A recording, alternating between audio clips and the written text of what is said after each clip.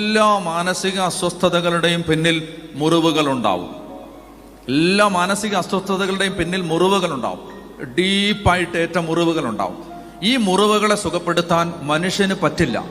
നമ്മൾ പറയുന്ന ആശ്വാസവാക്കിനോ, നമ്മൾ കൊടുക്കുന്ന സ്നേഹത്തിനോ, നമ്മൾ കൊടുക്കുന്ന കരുതലിനോ, നമ്മൾ കൊടുക്കുന്ന ഉപദേശത്തിനോ ഒന്നും ഈ മനുഷ്യന്റെ മുറിവ് ഉണക്കാൻ പറ്റില്ല.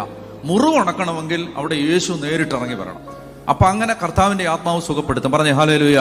എന്നറിയോ, ഈ പരിശുദ്ധാത്മാവ് വരുമ്പോഴാണ് എന്നെ ദുഃഖിപ്പിക്കുന്ന ഓർമ്മകളൊന്നും എൻ്റെ മനസ്സിലേക്ക് വരാതെയായി, എന്നെ മുറിപ്പെടുത്തിയ ഓർമ്മകളൊന്നും എൻ്റെ മനസ്സിലേക്ക് വരാതെയായി, എന്നെ അസ്വസ്ഥതപ്പെടുത്തുന്ന ഓർമ്മകളെ യേശു എടുത്തു മാറ്റുകയാണ്. ഞാൻ മാറി, എനിക്ക് മാറ്റം വന്നു, എനിക്ക് സമാധാനം വന്നു, എനിക്ക് ഒരപ്പനുണ്ടെന്ന് എനിക്ക് മനസ്സിലായി. എനിക്കൊരു അപ്പനുണ്ട്. എത്ര ജീവിതങ്ങളെ ഞാൻ കാണിച്ചു തരാന്നറിയാം. ഹീൽ ചെയ്യപ്പെടുമ്പോ, ഹോളി സ്പിരിറ്റ് നിറയുമ്പോ